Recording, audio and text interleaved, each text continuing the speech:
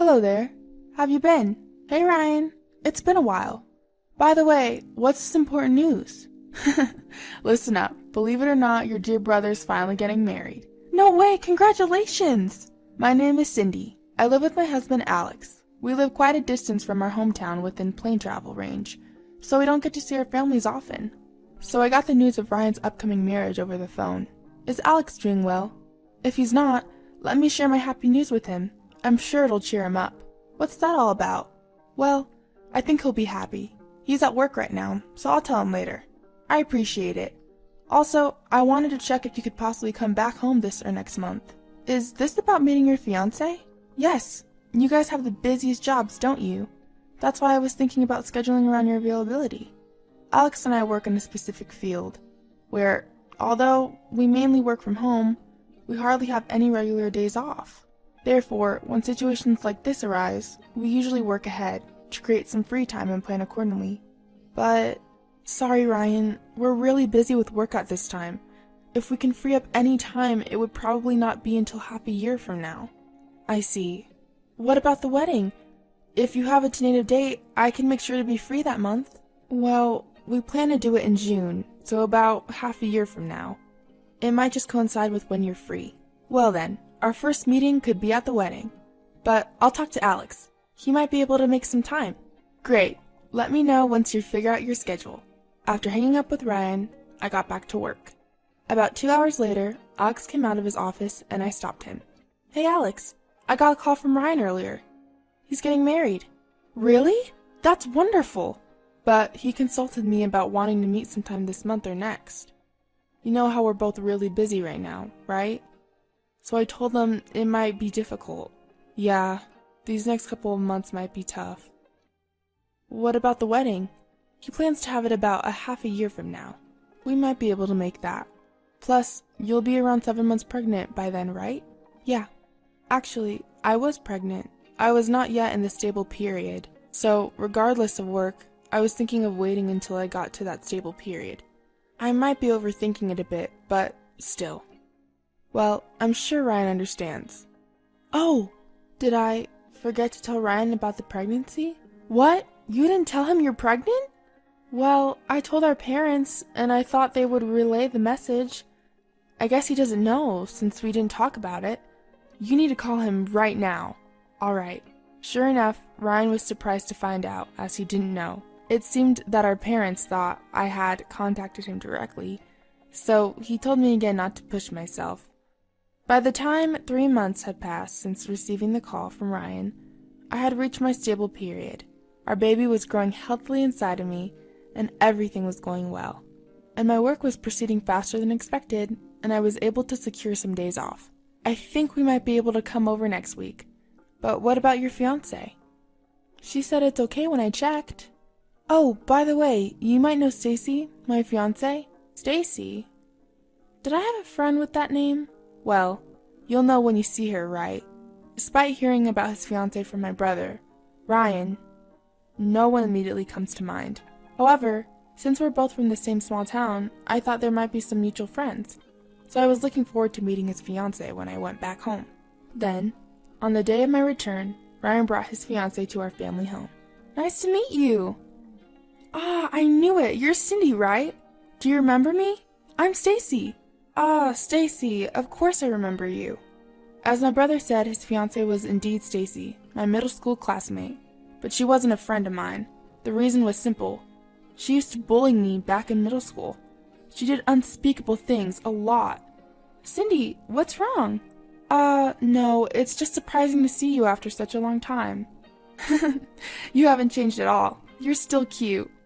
Stacy then turned her smile towards me, and then her gaze moved to my belly. By the way, you're pregnant, aren't you? Congratulations! Can I touch your belly? Yeah? Stacy gently stroked my belly.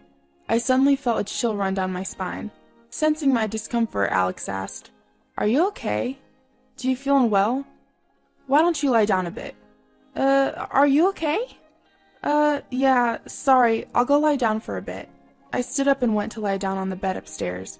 After about half an hour, I felt a bit better, so I decided to go back to the living room. There, I heard Stacy talking about me. Cindy was so cute in middle school, and she was really popular. She was popular? Alex will be jealous. Please stop it, Bill. I don't care about the past. But I'm glad Cindy is Ryan's sister. It's refreshing to have a classmate become a relative.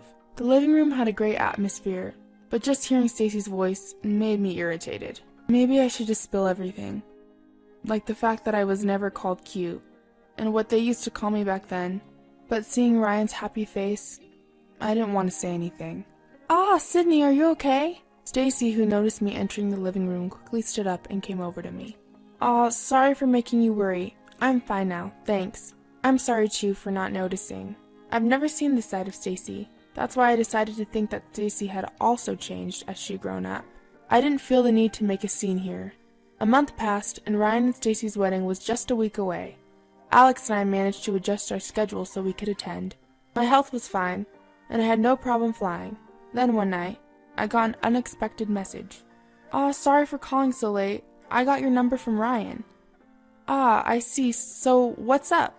I just wanted to check something. Your husband Alex, he's not there, is he? I'd prefer if we could have a two-person conversation, if possible.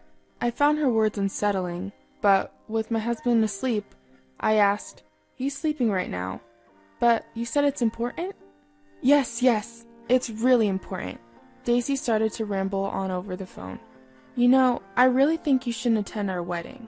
Wait, why not? You're not feeling well, right? So, I'm saying you should take it easy.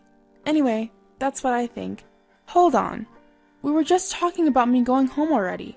I'm feeling better now. You can't just spring this on me all of a sudden, huh? What? You're not feeling well?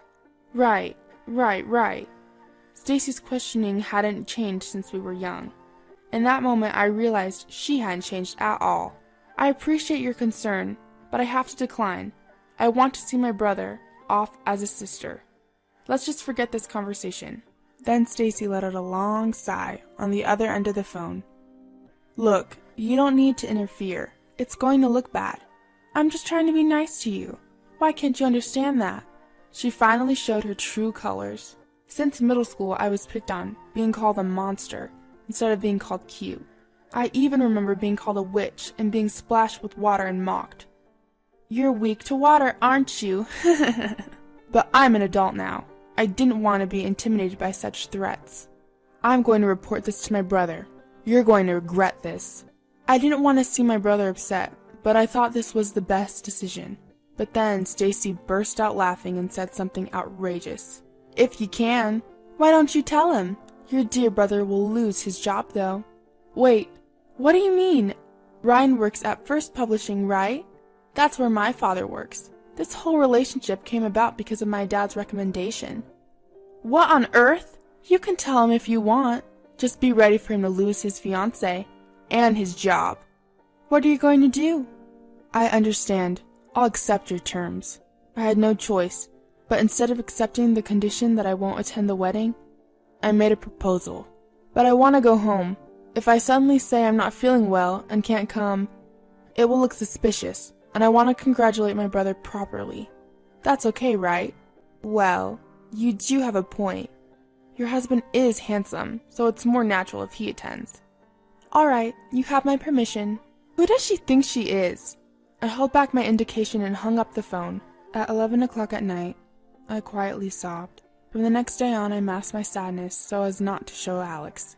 Then I received a work-related call. Actually, I was planning to stay at my parents' house for about 3 days before the wedding day, during which I had arranged to have a meeting at their place. I had to attend no matter what, since I was going home anyway. And so, I returned to my parents' house the day before the wedding, and the day finally came. On the wedding day, I was at the wedding venue. Alex went to use the restroom, and I entered the venue slowly. Suddenly, "Hey, you! Why are you here?" Stacy approached me at the entrance of the wedding venue and whispered to me.